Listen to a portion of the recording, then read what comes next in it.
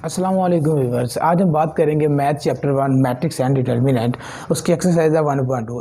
1.2 को स्टार्ट करने से पहले कुछ बेसिक डेफिनेशन हैं जिन्हें हम टाइप्स ऑफ मैट्रिक्स का भी नाम देते हैं, उनको हम देख लेते हैं जी। क्लियर है?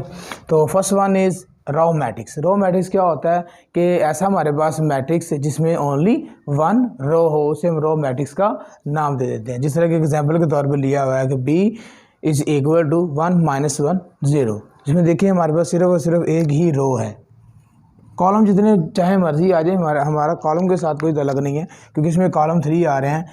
तो हमारा जो कंसर्न है वो सिर्फ और सिर्फ रो के साथ है। तो इसमें सिर्फ और सिर्फ एक ही रो है, जिस वजह से इसे हम क्या नाम दे रहे हैं, रो मैट्रिक्स का नाम दे रहे हैं। सेम इसी तरह second one is column matrix. अब देखिए कॉलम मैट्रिक्स में हमने क्या करना है कि सिर्फ और सिर्फ हमारे पास एक ही कॉलम हो। रोज चाहे 2 आ जाए 3 आ जाए, ठीक है ना, उससे हमारा कोई कंसर्न नहीं है। सिर्फ और सिर्फ हमने ये देखना है कॉलम मैट्रिक्स के अंदर कि हमारे पास जो कॉलम है ना वो सिर्फ और सिर्फ एक ही होना चाहिए। जिस तरह के एग्जाम्पल के तौर पर लिया हुआ ए इज इक्वल टू 0 - 1 और 1। क्लियर है? सेम इस तरह थर्ड वाली है कि रेक्टेंगुलर मैट्रिक्स। रेक्टेंगुलर मैट्रिक्स क्या होता है कि जिसमें number of rows does not equal to number of columns, या सिंपली हम याद रखने के लिए ये भी कह सकते होते हैं कि जिसका जो ऑर्डर होता है वो सेम नहीं होता, एक जैसा ऑर्डर ना हो। जिस तरह के 3/2 हो, या 2/3 हो, 3/1 हो, या 1/3 हो।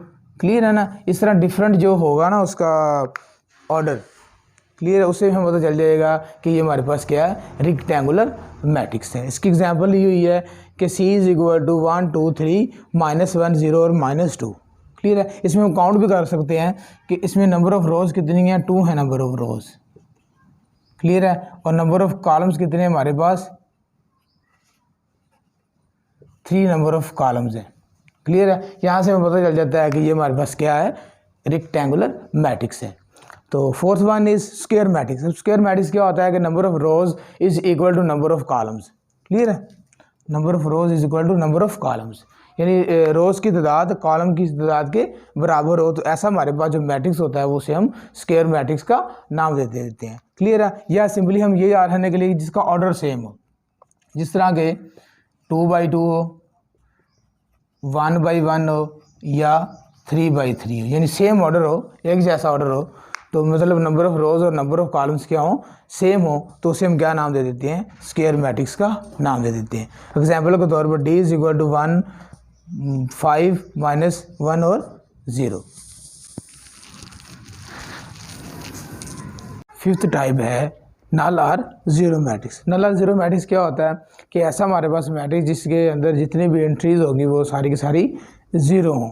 तो ऐसा मैट्रिक्स हमारे पास नल और जीरो मैट्रिक्स रहता होता है कि all entries are zero in the matrix is called null और जीरो मैट्रिक्स। इसकी एग्जांपल ये हुई है कि बी हमारे पास एक मैट्रिक्स दिया गया है, इसमें सारी की सारी एंट्रीज जीरो हैं, वो भी हमारे पास क्या कहलाता होता है, नल मैट्रिक्स। सेम इस तरह ए दिया हुआ है, ये भी हमारे पास नल मैट्रिक्स की एग्जाम्पल है। उसके बाद है जी इसकी 6 टाइप के transpose of a matrix. Transpose of a matrix क्या चीज़ होती है? ट्रांसपोज ऑफ मैट्रिक्स होता है कि आपने क्या करना है कि नंबर ऑफ रोज को कन्वर्ट कर देना नंबर ऑफ कॉलम्स के अंदर, या नंबर ऑफ कॉलम्स को आप लोग नंबर ऑफ रोज के अंदर कन्वर्ट कर दें। तो आपको जो चीज़ ऑब्टेन होगी वो क्या होगा बोला, ट्रांसपोज ऑफ अ मैट्रिक्स हमें मिल जाएगा। इट्स क्लियर है? इसकी एग्जाम्पल लेते हैं कि ए अगर हमारे पास मैट्रिक्स है 1 2 0 1। क्लियर है? अब इसका हम क्या लेंगे, ट्रांसपोज लेंगे।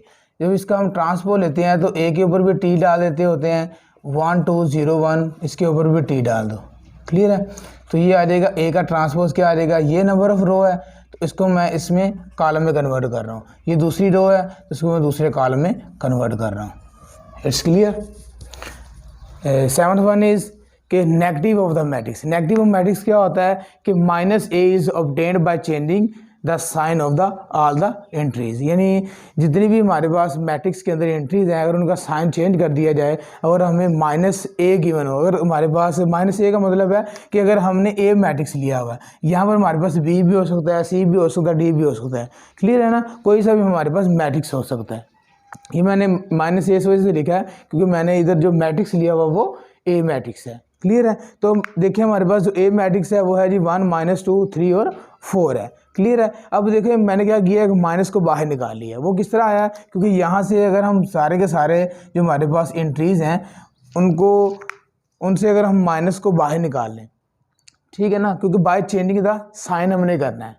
क्लियर है। जब साइन चेंज किया जाएगा तो माइनस बाहर आ जाएगा, उस माइनस को मैंने माइनस ए कर दिया है। क्लियर है, यानी ए के साथ हमने माइनस को लगा दिया है। तो ये हमारे पास क्या कहलाता होता है, नेगेटिव ऑफ द मैट्रिक्स कहलाता होता है। सिमेट्रिक मैट्रिक्स होता है कि ए अगर कोई भी हमारे पास अगर मैट्रिक्स है, चाहे वो ए है, बी है, सी है, जो सा भी मैट्रिक्स है, अगर उस मैट्रिक्स का हमने क्या लेना है, ट्रांसपोज लें। ट्रांसपोज लेने के बाद भी पहले वाला ही मैट्रिक्स हमारे पास आ रहा हो। एग्जाम्पल के तौर पर यहाँ पर मैंने लिया हुआ है कि ए, अब ए का जब हम ट्रांसपोज लेंगे तो उसके बाद जो हमारे पास मैट्रिक्स दोबारा फिर वही वाला मैट्रिक्स आ जाए, तो इसको हम क्या कहते हैं बोला, सिमेट्रिक मैट्रिक्स का नाम दे देते हैं। अच्छा जी, नेक्स्ट इसकी 9th वाली डेफिनेशन है कि skew symmetric matrix. Skew symmetric matrix क्या होता है कि ऐसा कोई भी हमें मैट्रिक्स जिसका अगर हम ट्रांसपोज लें, ट्रांसपोज लेने के बाद अगर उसके साथ माइनस मेंशन हो जाए, तो इन ट्रांसपोज लेने के बाद सेम वही वाला हमारे पास मैट्रिक्स आ जाए और साथ माइनस उसके साथ मेंशन हो जाए, तो ऐसा हमारे पास मैट्रिक्स स्क्यू सिमेट्रिक मैट्रिक्स कहलाता होता है। जिस तरह का मैंने इधर मेंशन भी किया हुआ कि जब हम ए का ट्रांसपोज लेंगे तो वो माइनस ए के एक वाला आएगा। एग्जाम्पल के तौर पर इसकी एग्जाम्पल ली गई है कि 0 2 3 -2 0 1 -3 -1 और 0 लिया हुआ है। क्लियर है ना। अब इसका हम क्या करेंगे, फर्स्ट रो को मैंने फर्स्ट कॉलम के अंदर कन्वर्ट कर दिया, क्योंकि हम क्या ले रहे हैं, ट्रांसपोज ले रहे हैं। ट्रांसपोज में क्या करना होता है, रोज़ को कॉलम के अंदर या कॉलम्स को रोज़ के अंदर कन्वर्ट कर लो, वो आप लोगों की मर्जी है। सेम इस तरह सेकंड वाले को सेकंड में कन्वर्ट कर दिया और थर्ड रो को मैंने थर्ड कॉलम के अंदर कन्वर्ट कर दिया। क्लियर है ना। अब क्या करेंगे, यहाँ से अगर हम माइनस को बाहर निकालेंगे, ये प्लस हो जाएगा, ये माइनस हो जाएगा, ये प्लस हो जाएगा, ये माइनस, ठीक है ना। तो ये उसके बाद हमारे पास जो मैट्रिक्स आएगा वो ये वाला आएगा। ये वाला मैट्रिक्स और ये वाला मैट्रिक्स क्या है, एक दूसरे के इक्वल मैट्रिक्स हैं। क्लियर है ना। तो हम यहाँ पर क्या लिख देंगे, ए लिख देंगे। ठीक है, क्लियर है ना। इस जगह पर हम क्या कर देंगे, ए को मेंशन कर देंगे। तो क्या हो जाएगा कि ए का ट्रांसपोज माइनस ए के इक्वल आ गया। तो ये प्रूव करता है कि ये हमारे पास जो ए मैट्रिक्स है ये क्या है, स्क्यू सिमेट्रिक मैट्रिक्स है।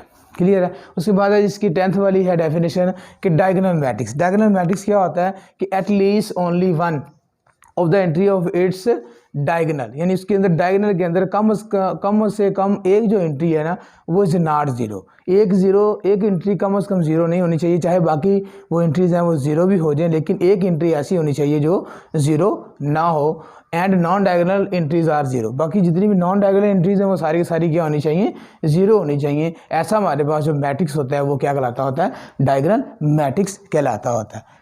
इस चीज़ को हम नाम देते हैं जी डायगोनल ऑफ द मैट्रिक्स का। क्लियर है।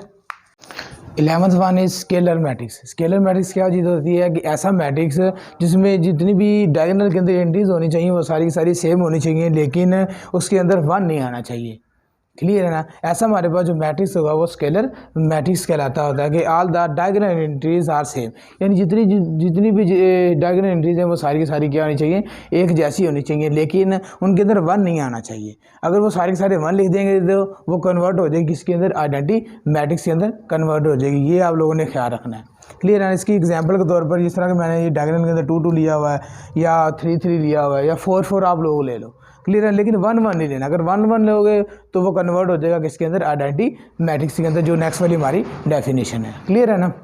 लास्ट वाली इसकी डेफिनेशन है कि आइडेंटिटी मैट्रिक्स। आइडेंटिटी मैट्रिक्स क्या होता है कि डायगोनल के अंदर जितनी भी एंट्रीज हैं वो सारी सारी क्या होनी चाहिए, वन होनी चाहिए। तो ऐसा मैट्रिक्स हमारे पास आइडेंटिटी मैट्रिक्स कहलाता होता है। एग्जाम्पल के तौर पर ये देखिए ये वाला डायगोनल होता है। क्लियर है ना। ये मैंने पहले भी आप लोगों को बता चुका हूँ कि ये वाला डायगोनल होता है। इस डायगोनल के अंदर जितनी भी एंट्रीज होंगी वो सारी सारी अगर एक आ जाए, बाकी सारी की सारी जीरो होनी चाहिए। क्लियर है ना। तो वो हमारे पास क्या कहलाता होता है, आइडेंटिटी मैट्रिक्स।